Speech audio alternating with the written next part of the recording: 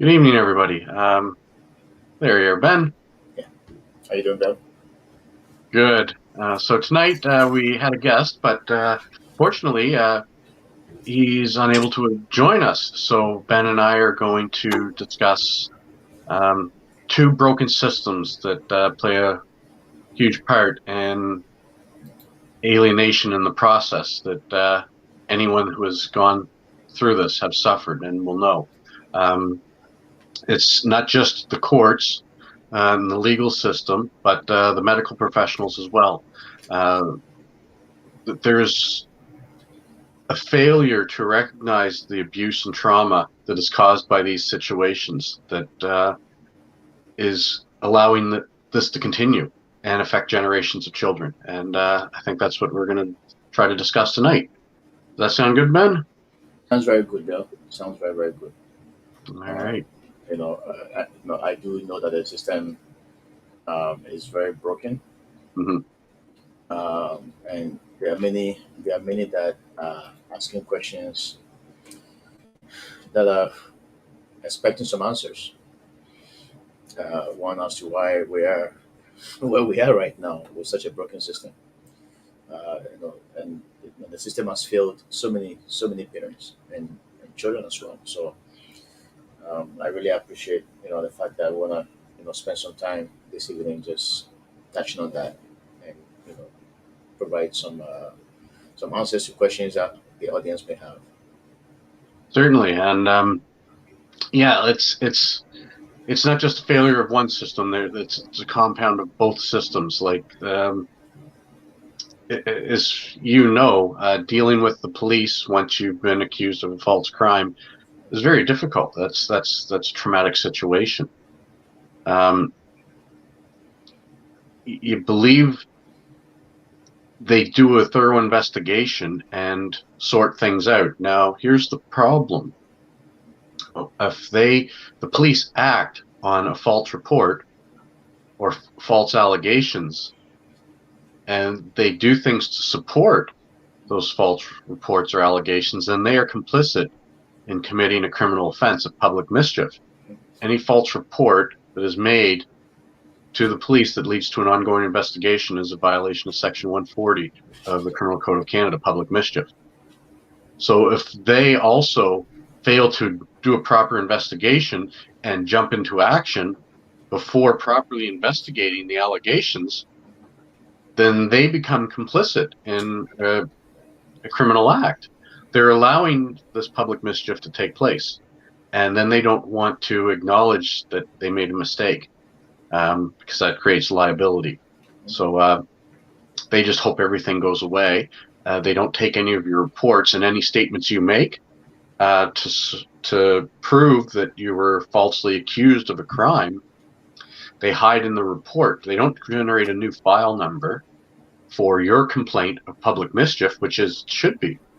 As soon as you're accused of a crime, that generates a file number, and the Yeah, police start an investigation. yeah, And if you are the victim of public mischief, which itself is a crime, a new file number should be generated. They should put that in there and start investigating this crime instead of hiding the evidence of public mischief in the original complaint that was made falsely. And this is the process of every police department, every RCMP, every agency, not just the police or RCMP, but also the Crown and any department or agency that gets involved with this. And I believe a large part of this is to deny accountability.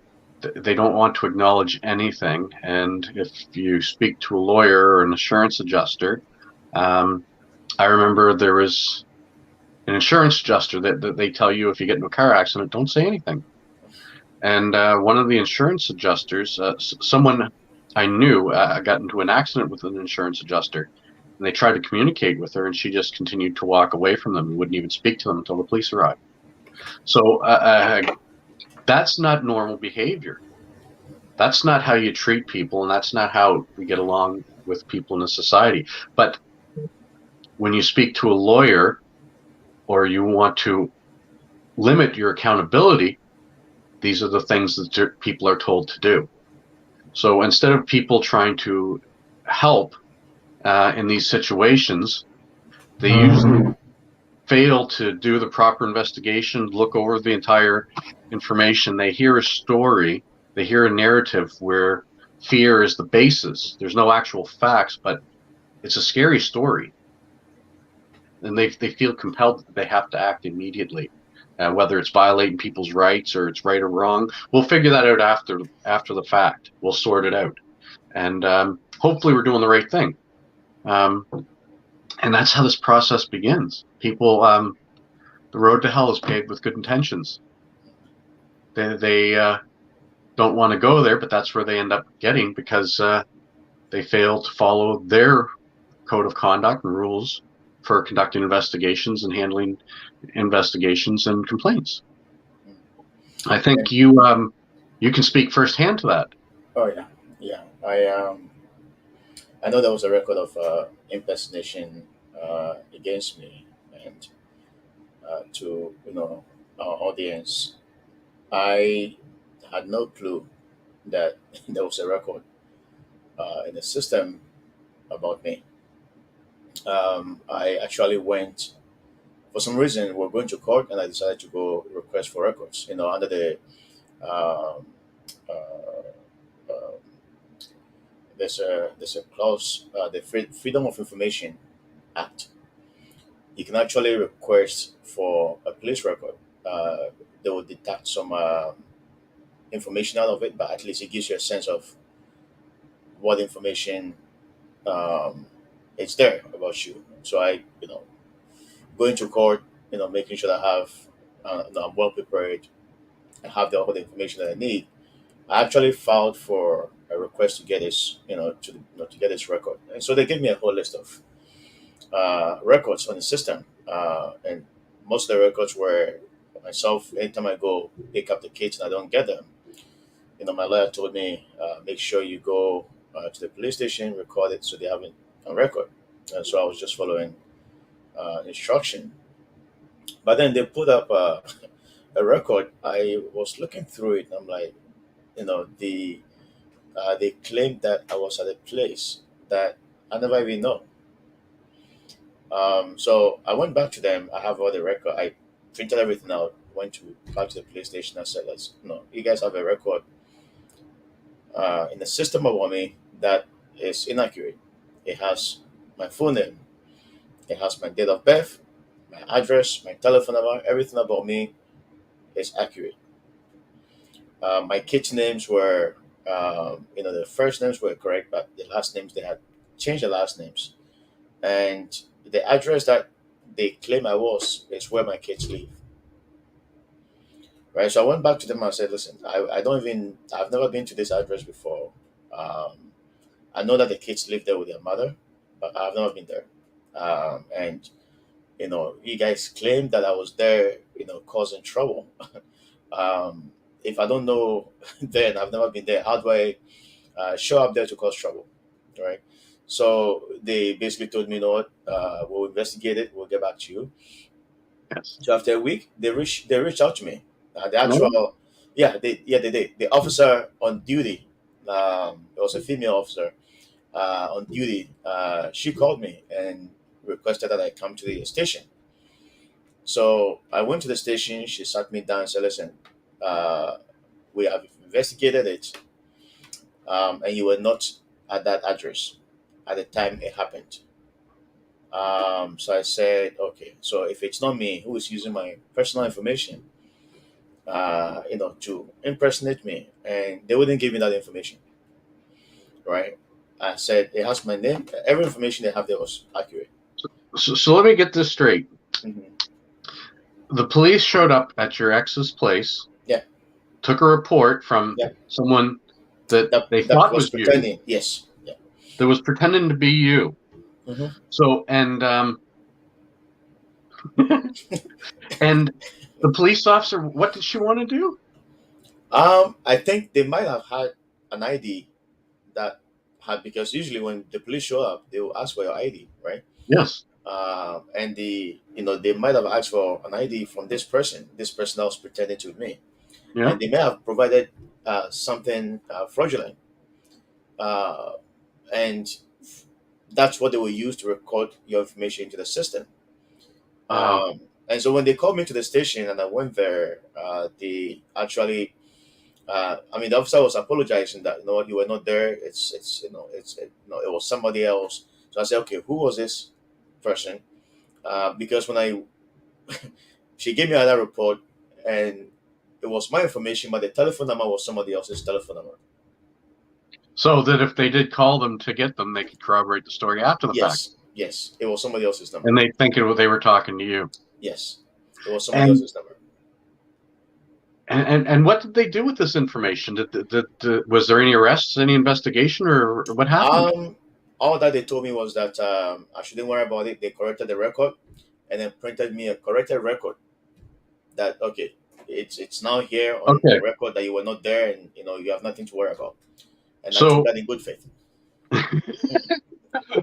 I had no idea this ever happened to you. Yeah, Ben, you should have mentioned this to me before. We can do something with that. That's amazing. That's incredible. So, yeah, that's you've got evidence there. oh yeah, I do. I do have the evidence. I have the record, the initial request that I made in writing. I have that. I have the record of what they printed for me, the initial report they printed for me that was asserting that I was at that address. And then I have a report, a revised record of what, uh, you know, was showing that I wasn't at the location that, So the the, whole investigation that they conducted was not with you. no, it had nothing to do with me. And Yes. So yeah, and I think they are trying to cover something up. well, Uh, they're no, because when they actually corrected the record and gave me a copy of what they corrected. And then yeah. she told me not to worry about it. It's all cleared up. And I said, no, but I still need to know who staged this, right? Somebody might have pretended to be me at that address. And, she may have been working with my ex to stage this. And information that they provided about my kids were also inaccurate. So how did my address come up out of the blue in somebody else's report, right? And they couldn't give me an answer. They could not give me an answer. All they said is, "Don't worry about it. It's cleared up. It's cleaned up." And so, funny enough, I went to one of the police stations, and they actually told me what to request for. So I actually had to request for the police notes, which I never knew that you can actually ask for the police notes in Yeah. the investigation. So they gave me the police notes. I compared the police note, with what I had, and it didn't add up. Either the officer had something to do with her, or somebody else was there who staged or pretended to be me. Hmm. I mean, there were a lot of questions I was asking, and they could not answer me. They could not answer me. um, you, it's not too surprising to hear that. Like I didn't know that this happened to you. Yeah. But this happens frequently, and a lot of the times, police officers will hear a story, and then they said, "Well, if you say these things, the same with the lawyers. Um, well, we can help you if any of these things happened." They kind of lead them into say, "Oh, well, yes, that happened. There was this time, and okay, we can do something about that then." Yeah. So police and lawyers will lead them and create these situations so that they can abuse the system. That's an abuse of the legal process, and start using the system, which is meant to protect honest people, or not just honest people, all people. It even protects the criminals from wrongful seizure and arrest, and it's supposed to protect everyone from wrongful seizure and arrest, not just criminals. Yeah. It's meant to protect people Mhm. because people have rights. And I mean, I could have invoked, Section 140, uh, but for some reason I had to hold back on that because that wasn't just the first one. I mean, I've had other experiences where the police actually visited my my home in my absence on a false allegation. Again, it all falls under the under the criminal code. But I take a lot of things into consideration, right? My kids. Um, I try to protect. I try to protect them and protect their emotions as much as I can. Yeah. And one of the things that really um, gets to me when I think about this is, I mean, I can easily open up a record, like a criminal case, using this, public mischief code. Mm. But the question is, do I want to throw, the mother of my kids, behind bars? And that's what I struggle with. I mean, there's a moral aspect to it, and there's also, um, the kids. I think about them, and Yeah. it's a very tricky one, right? Okay. This is Keith Marsalek is the one of the first people that helped me with my situation, and him and I, we still don't see eye to eye on this issue of should parental alienation be criminalized. And I say yes, it's child abuse. It is a criminal offense. And he says, why are you going to these people that commit parental alienation? They have mental health disorders. They need help. So are you just going to jail them because they suffer from mental health disorder? And my response to that is no. I don't want to jail them because they have a mental health disorder. I want to jail them because the abuse they're subjecting their children to, and they're subjecting me to, and they're subjecting everyone to in the family throughout this process. It's a crime. And Yeah. I mean, there's a moral. I mean, yes, it's a mental health issue, but I mean, the question is, why don't they provide some sort of facilities for them to get that help that they need, instead of just making somebody else's life or making their children's life miserable, right? okay. If I, people can come out, go ahead, Joe. Go ahead. I just you're relatively new to this process, and you still believe that there are steps that can be taken to mitigate these situations Right. before they prolong into decades. There are people that have gone through this for 10, 20, 30 years, and the process is the same for everyone. Mhm. And the reason is we've got people that conduct these evaluations, custody evaluators, voice of the child. Yeah. Currently, I've been referred to a psychiatrist to determine whether or not I suffer from PTSD or complex PTSD because of the prolonged duration of acute anxiety and major depression and trouble sleeping that I have been diagnosed and take medication for. So this has been a prolonged process for me. And if this process was stopped at the beginning, then it wouldn't be. This began in 2015 for me. Now we're in 2023. I still haven't had a trial in my family court case. Wow. The family courts have taken over and have tried to keep me out of court because of all the evidence I've collected against them for the past 7 years. That shows they've actually allowed child abuse to continue in this case because the province has failed to recognize it, child protection has failed to recognize, and the therapist who was recognizing, Dr. Tanya Fanjoy, she had some sessions with me and the children, and prior to a November 2nd session, would have been the third session with the children, I received a phone call from her, and she said she was no longer the her secretary said the third session for November 2nd was canceled, and Dr. Tanya Fanjoy was no longer willing to see the children moving forward as she had a phone conversation with the mother.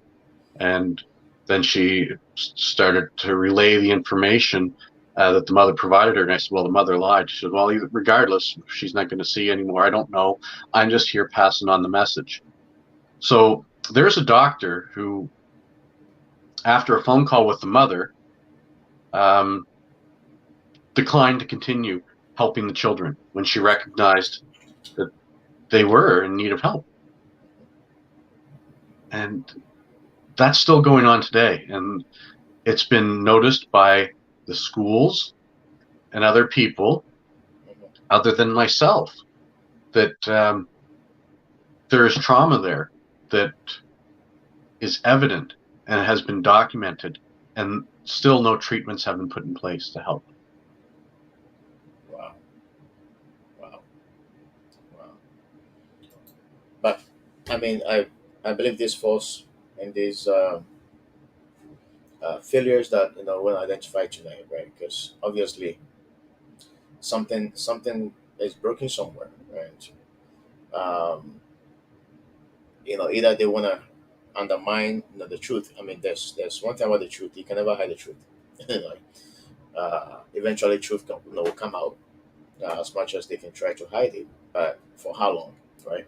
And that's where a lot of parents become very impatient, and a lot of people break down because they put you, they put you in a situation where um, you have to wait for a very long time, and a lot of people don't have that patience to wait, right? And that's where people break down, right? That's where It's not people, just that. During that process, abuse is happening. Now, yeah. like you just said, if you just wait, things will resolve and the truth will come out. Hmm. Um, let's go back to your police situation. The truth Sure. did come out. Someone falsely represented you. Yeah. Yeah. How did that help your case in any way? Nothing. It didn't. It gets swept under the rug and No, pushed away. no. I know it Even makes no even difference Bill, whatsoever. even the police raided my house, right? Yeah, On allegation that I have a firearm. yeah. Um, and it was funny because when I sat down with the detective to basically tell me everything that happened, um, they told me about what my ex said, right? Yeah. And then after after that, I saw what she had filed in the family court in one of Hmm. the case conferences. And in the case conference, the allegation was that I walk in the house waving a gun, threatening my children. And I'm like, seriously, nobody sees Again, anything wrong with this so as a common sense problem. Like seriously, even a judge was sitting down reading that, and somebody should have been alarmed that, oh, my father is waving a gun in the house threatening kids. And with the police report that came after the raid, and they concluded that it was a false alarm, yeah. but none of the allegations that she made was true.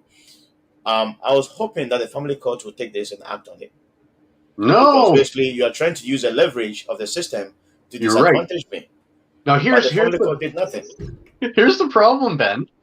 There's two different courts because there's two different sets of criteria that Yeah. need to be satisfied. Hmm. There's a criminal court with very high threshold of evidence that needs to be met Yeah. before someone is found guilty. Hmm. So people have rights. In family court, no rights, Yeah. none. Yeah. And judges have the ability to make decisions on their own discretion, and not based on the evidence. And there's no criteria by which they have to make their decisions. They just get to choose how whatever they think is best, and none of them understand parental alienation. I shouldn't say none of them. There is a case from BC in 2022 where a judge, and I started looking at the case history, and there had been a number of VOCs, voice of the child, Yeah. therapists involved, and really no one had a clear view of what was going on with this case, other than the judge to finally pick up on the pattern and say parental alienation does not need to be identified by a medical professional. Hmm. It is a legal construct. And as a legal construct, we can make decisions on it because that's our job. Hmm. And now, while I don't have the medical expertise to say child abuse or parental alienation is happening, I do recognize this pattern of abuse of the system that has been used to perpetrate this parental alienation, Right. which this judge declared to be a judicial construct instead of a medical one, and chose to make a decision in favor of one party because of the pattern of behavior that they recognized instead of the report of the professionals. And while it's good in one aspect, in the other aspect, this case went on for years before the judge finally came to that recognition that you know this is clearly a case of abuse of the process. One party's lying. This everything is consistent here, and you don't need to be a medical professional to recognize this pattern. It's self-evident, and the problem with that is, according to Dr. Stephen Miller, cases of parental alienation are counterintuitive, and the courts make the wrong decisions 95% of the time. So these are the high conflict cases. These aren't your everyday, normal, average cases. These are cases where one party goes to the police and makes false stories and has the partner swatted, which is a criminal offense in the U.S. As soon as somebody makes a false report and the SWAT team shows up to their home, they have a term for it. It happens so frequently. It's called swatting. You were swatted by your ex. Yeah, She used the police to go to your home and threaten and intimidate you, yeah, yeah. and they did nothing. They did nothing. I actually, I went back to the police and I asked them, so who's going to pay for the damages in the house? Hmm. They said, well, take it to court. I said, well, but you guys acted on the false information, and you guys, I mean, there was no due diligence to really, validate what you were saying. You guys just acted because somebody just come to you and said, no, this person has a firearm, and then you guys go get a court warrant and then just go run Yeah. at the person's home, and it was just standing there. I mean, it was just sitting there. All you could say is, "Yeah, I know, I know." I'm like, "Yes, you know, but the damage has already been done." Yes, and it reminds me of the Milgram experiment. I used to I thought it was 70%, 7 out of 10, and one of the most recent pictures that I saw referring to the Milgram experiment that said 8 out of 10 people will blindly do things if told to by a person in perceived authority. And even if they think it's wrong, they'll do it. And doing something wrong, and this is the problem, this is happening throughout society. It's happening everywhere around the world right now. If someone says it's okay to do that, even though it's wrong, and it may be a criminal act for them to do what they're being told or asked to do, they'll do it because, well, I was just doing what I was told. It's that's not good enough. See, this is why false accusation should be criminalized. It doesn't They are matter. criminalized. No, I mean, but in the family court, Bill, in the family court, Yep. people just lie and they get away with every lie. It's only in the family court that false accusation is not those behind it are not held accountable.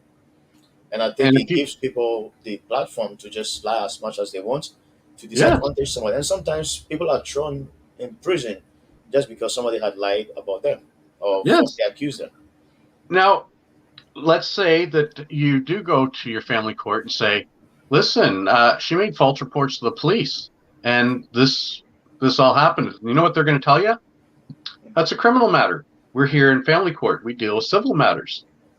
So that's not an issue to be dealt with here. And they don't want to hear it because it's derogatory and detrimental to the other party. And they believe that you are just doing so to be argumentative because, again, they've already chosen sides because they're counterintuitive, these situations of abuse, and they fail to recognize the two parties, which one's the abuser and which one's the victim of abuse. Yeah, And 95% of the time, they align with the abuser yeah. to help further abuse the victim. So I mean, one question that I always ask is if I mean this is a court, okay? This is a court. Let's put family, criminal, all those things on the side. We know that a court is a place for justice, a place where you can go and get a fair judgment. Yeah. Uh, and you walk away knowing that you've received something or you've been treated fairly. But here's a case that a criminal act can be dealt with in one court. It's the same court system, but they're under two different umbrellas. But on the other side, it will not be dealt with. So then, why do we need the family, the family court, So right? they had this problem in Australia, and Pauline Hanson was she fought for years to get parental alienation and false reports criminalized, and to recognize that the system, the family court system, was being abused. Right, And they finally did a study, and they found I can't remember the complete study. There was a number of changes they needed to do, and one of the last things that they had decided was they just had to do away with the family court system and have a unified court system that could deal with both civil and criminal matters right, together, because a lot of the family issues were the family issues were becoming more and more criminal in nature. And if they waited for the criminal side to finish or have a trial on a matter, because a trial could take a couple of years. If someone's charged, just think you could have been charged. yeah, And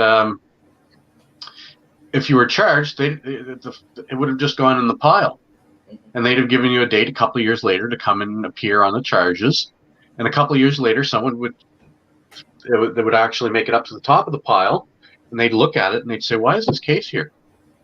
And they drop it. But by that time, 2 years have passed.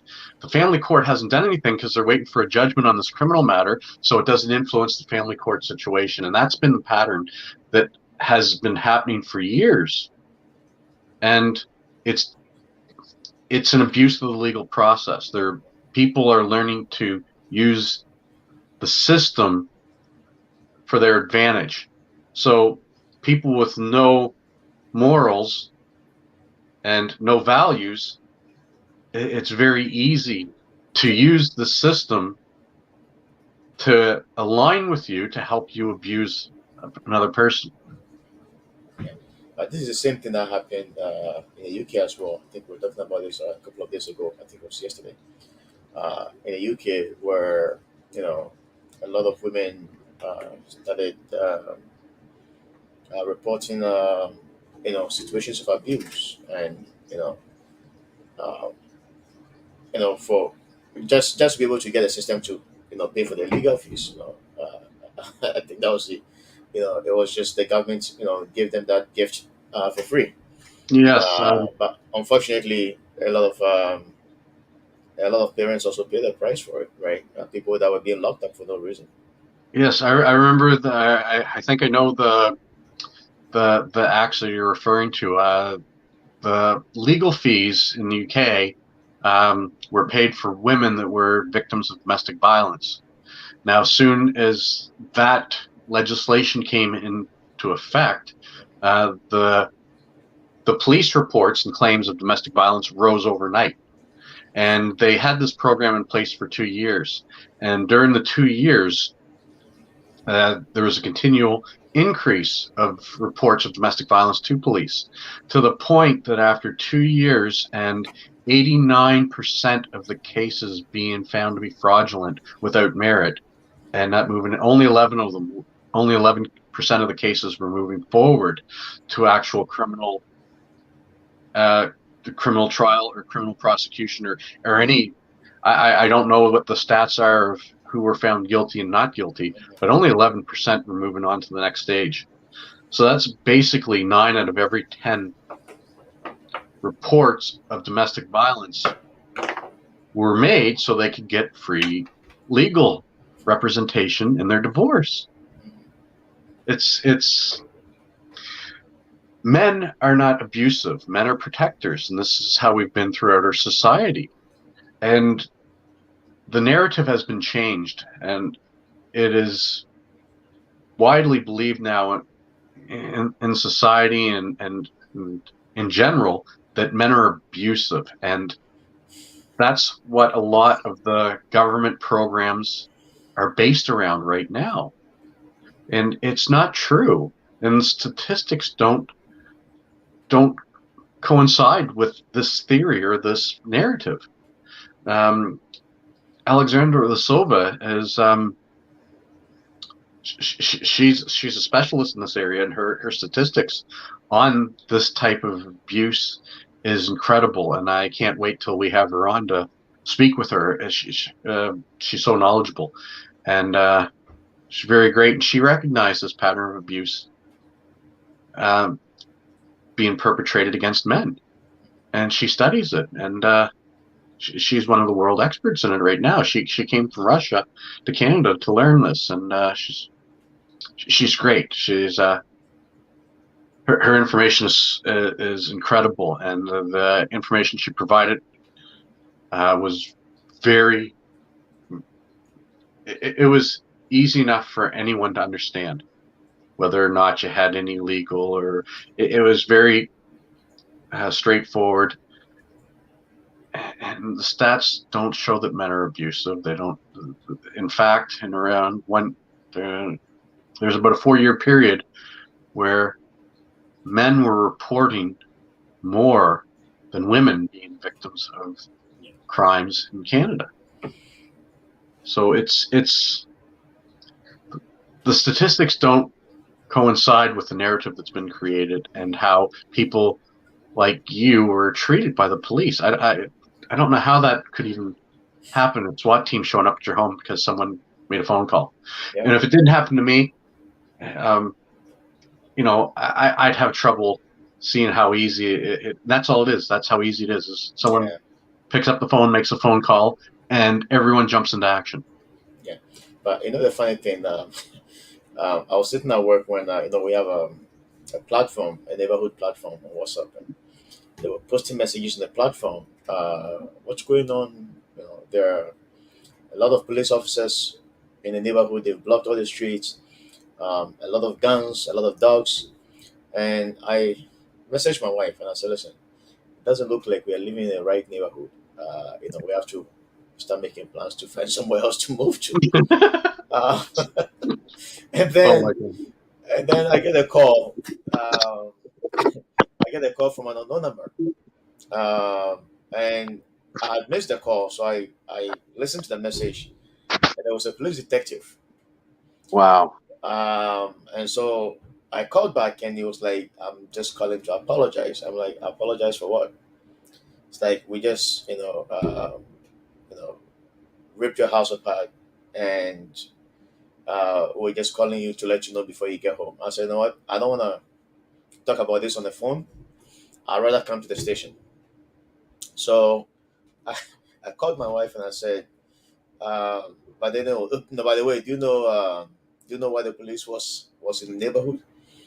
And she's like, "No." And I said, "Well, they came to our home." Uh, and she was in shock. She was I in don't so know. much. She was in so much shock. So I said, "You know what? Let's let's meet somewhere and let's go to the police station together." And we went. So the detective, a very nice guy. Uh, sat down with me, gave me the rundown of what went on, Yeah, and he said, "No, I can give you a copy of the reports and all the interviews we did." I said, "I would love to have them," and so I got copies of everything. Everything that went on, they gave me copies, but I go about minding my own business.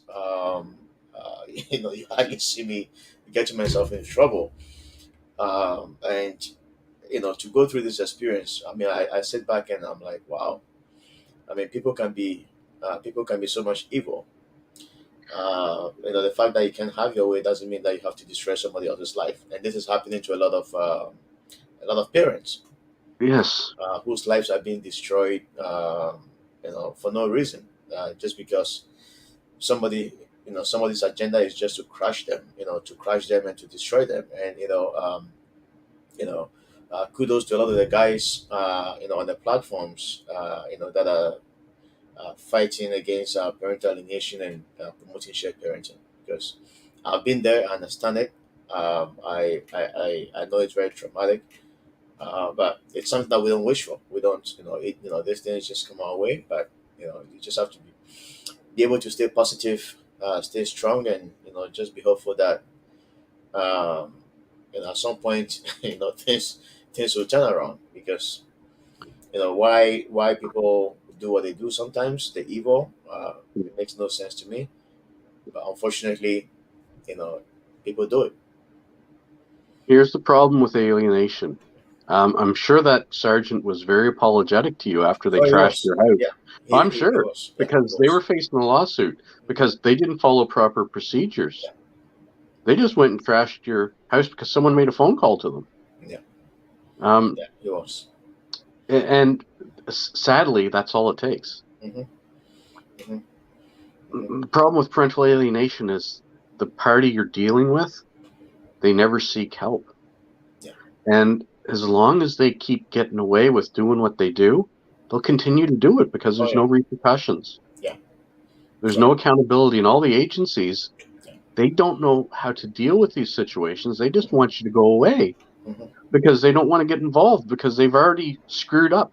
They Yeah, didn't do their job and they documented that they didn't do their job. yeah, So they just yeah, want you to go away and, yeah, hope that their mess goes away with it. yeah, yeah. And unfortunately, they don't want to deal with the facts, right? No.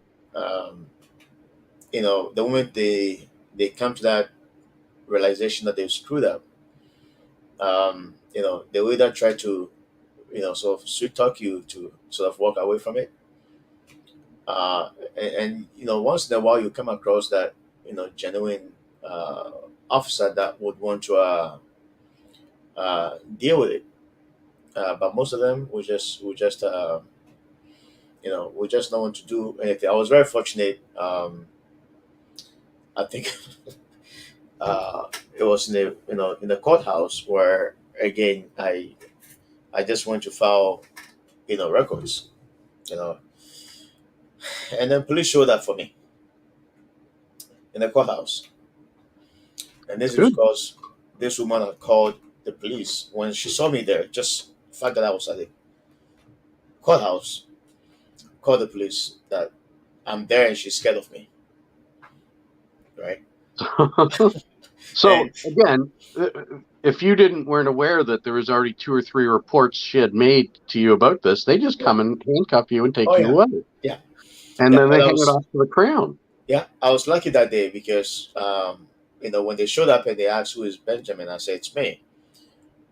So they It told was me, actually you this time. oh yeah, they specifically asked for me. So I said, I'm the one. They said, okay, have a seat here. So they talked to everybody on the floor, basically trying to find out if I had said something to this woman or I was, causing trouble there. Mm. And as soon as they finished talking to to the court clerks and all the people that were there for services, an older police officer and an older police female officer called me into a room, and all that they said to me is, we are going to advise you to stay very far from this woman because she wants to destroy you. Well, again, they had evidence right there. Yeah, They started an investigation because yeah, of a report. They yeah, investigated. They found it was false and fabricated, and that's a criminal offense. yeah, She should have been arrested, and that would have put yeah. an end to all these games right there. Hmm. Yeah. I mean, for me, that's the difficult part for me because of the kids, right? It, Uh, now, I don't think they should go to jail. Here's my thought on it. They need help. yeah. No, they If do. people Yeah. people have anger issues, they get they have to go do Yeah. therapy Hmm. to get help and treatment. Yeah. That Yeah. that needs to apply here. Don't put these people in jail because they have mental health Yeah. issues. And this is what I think is one of the easiest ways. Instead of putting them in jail, give them community service because a narcissist, Hmm. this is going to be one of the most damaging things you could do to them because you are forcing them to do something they don't want to do, Right. putting directions on them, and they're required to do it, otherwise go to jail, which again to their whole personality and to their way of thinking, this is worse than jail to them. Yeah. Yeah. So do making them go to a homeless shelter and serve food for on their weekends. Like that, don't put them in jail. Make them give back to community, Hmm. provide services to people that really need help. Hmm. Hmm. And And sometimes too, that would end things quickly. yeah, yeah, and sometimes too, I think it's just beyond, you know, I think it's just their mental state of mind that is sort of messed up. And the troubling part is the system is not able to pick up on when somebody keeps doing these things. Somebody should be sitting back, asking questions. Why this person all the time?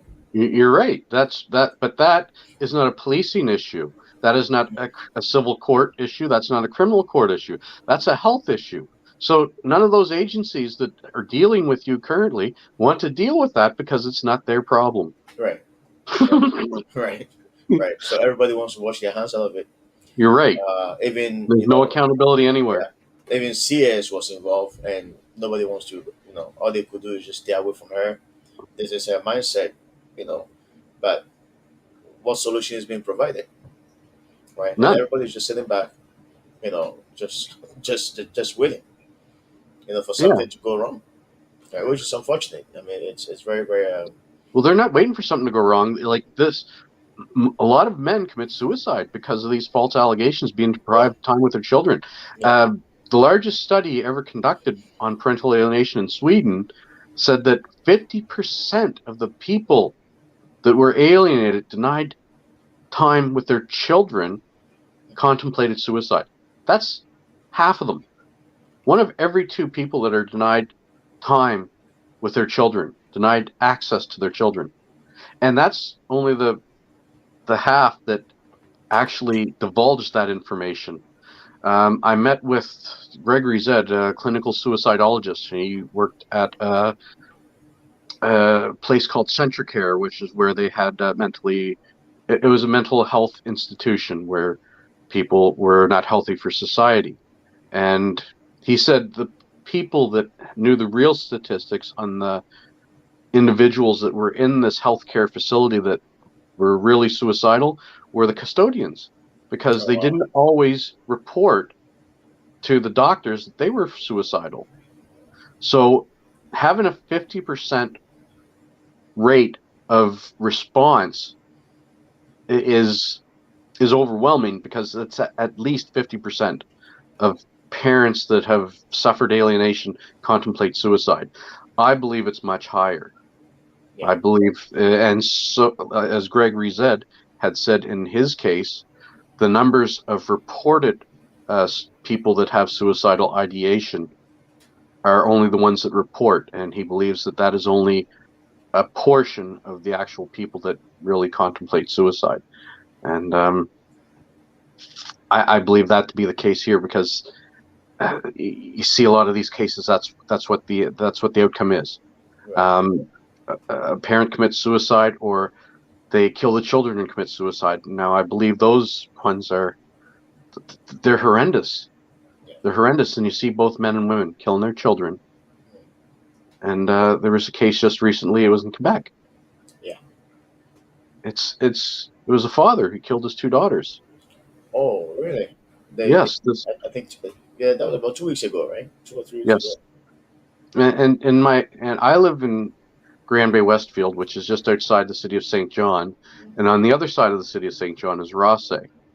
And a mother who was a lawyer strangled her 7-year-old daughter 2 years ago. A lawyer. And yeah, she strangled her 7-year-old daughter herself. She killed herself afterwards,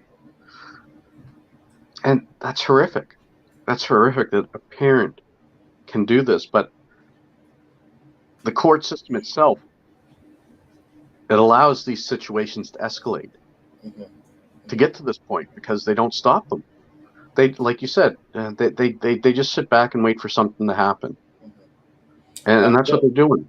yeah, I mean, don't you think the feminist groups do have a part of the blame to take upon themselves? Because Well, they played a very big role in a lot of this mess that is happening. Uh, there's plenty of blame to go around. These groups are pushing their own agenda so they can get what they want, and what they want is mothers with the custody, and with custody comes child and spousal support. So that's the way. the system was set up back in the 70s when women joined with child protection issues and were allowed, because prior to that, women weren't allowed to get a divorce because divorce was through the church and only men were allowed to apply for a divorce. So the women joined with uh, child protection rights and had the courts get involved instead of the church so that women could also um, get divorced. And what society from the 70s to today has changed drastically. Oh yeah, yeah, Women are not at home looking after the children like they were back in the 70s. Women aren't dependent on a man to provide a home and shelter and protection for them. Women do this, and that they want equality, and I think that's great. If a woman wants to go and work instead of stay home, I'd be happy to stay home with the kids, and if that opportunity was provided to me. Like I love my children and I love being with them. And while Bruce Lee, a quote from Bruce Lee, um, and I can't remember it completely. I'm getting tired now. It's children don't remember the things you buy them; they remember the time you spent with them. yeah. That's It's true. yes, That's and true. and that's it. I'm breaking into my retirement savings to try and keep my children in my life, and I'm trying to do things with them now because I can't worry about the future because I just want to keep them in my life, and I want to give them good memories so they can grow up and have a good life, and have the same opportunities I had. So it's Yeah. Um, for some reason, like you said, I'm a strong believer in equal opportunities. That the same opportunities that men have, I strongly believe that women should have that same opportunities as well.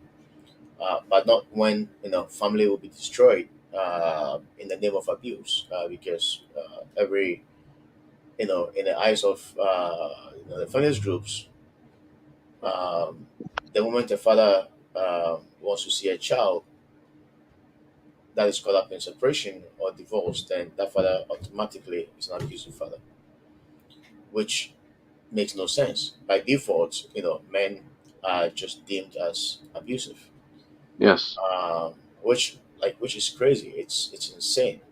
that's the assumption. As well as you saw, what do you think are the chances are that if you picked up the phone and called the police and said your ex had threatened you with a gun, that they would show up at her house with a SWAT team? Oh no, that was You're right, they wouldn't. And as a man, it's we can no longer protect ourselves. We were protectors of the family and providers, and today we can't do that role. That role's been taken away from us by the government. yeah, And for me to try to protect my children, I can't. I have to. I can't do anything to protect them from the hmm situation that's currently ongoing. And yeah. That's it's hard. I mean, it's so difficult what a lot of parents are going through. I mean, like you, a lot of people reach out to me. Um, some sharing their stories, and there are so many of them that have very genuine stories, um, and you can tell how much they are struggling. You know, just to be, there for the kids. And some actually just go about basically giving whatever they have, everything they have, just to be able to see the kids. Like in your case, you are just sacrificing a retirement savings plan just for the sake of your child. I mean, your children. Now, whatever investments we have are for the kids, right? They grow up, they get to benefit from it. So if the same system want to sit back to see us, and same goes to those those alienators as well, to see us destroyed, then they are not really thinking the best interests of the kids, because it's more about them than it is about the kids. And I honestly don't think that any parent need to even fight to be in the life of their children. If they were good parents before, uh, you know, very good, caring, and responsible parents before divorce, right? Yeah. Then why can't they be in the lives of the children after divorce? Divorce is about the two parents, right? But the children are not divorcing any of the parents, so the children No, should have an equal opportunity to go for the parents. you're right. It's common sense, right? But common sense sometimes is not so common, No, it unfortunately, isn't. right? But that's unfortunate. You were going to say something, Bill? No, I'm just agreeing with you, Ben, Yeah, and it's we're almost running into an hour now. I'm getting a yeah, little tired, and yeah, yeah, it's I didn't know all those things that happened to you, and I'm not surprised because that's like I said, that's the process. That's yeah, what they do, and that's how easy it is to have the system align with the abuser. And once they start that paperwork, that paper trail, everyone looks to that, and they just follow along. They yeah, just fall in line. yeah. And this is one of the reasons I know you also share the same, same view. This is one of the reasons why we are doing what we are doing. To educate people and also to raise awareness, because I believe being able to share our stories, somebody else on the other side can actually benefit from it, and use that as a tool to somehow help them in that process that they are going through. Uh, so I always encourage people, if you have the chance to share your story, if you have the chance to speak out, by all means, go ahead. And honestly, we welcome we welcome you. Yes, You can message Bill, you can message myself. We'll be more than happy to have you come on and share your stories, because the more stories we share, the better it is for all of us. People are being educated, um, and the system also knows that there's a voice. There's a voice that is standing up against this foolishness.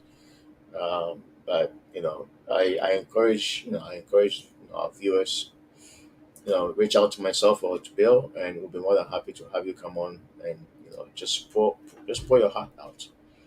You know, and so thank you so much for joining us. Sorry, do you have anything to say? Any no, final words to say? No. no. Again, just like you said, it's important people start sharing, so everyone that else that's going through this knows they're not alone, Yeah, and yeah, there's people you can turn to for help, and you yeah, really need that help. yeah, yeah. And there are thousands of people just like us going through the same thing. Like tons of people. So by all means, reach out to us and share stories. Thanks again for joining us. We'll be back next weekend. And if you want to reach out to us, if you want to come on the show, by all means, I'll look forward to a message from you on Facebook Messenger, or you can reach out to Bill as well. We are doing this together. Just be able to reach out to our community. So thank you so much. Have yourself a very good night. Happy Family Day tomorrow, and have a pleasant week. Thank you, Ben.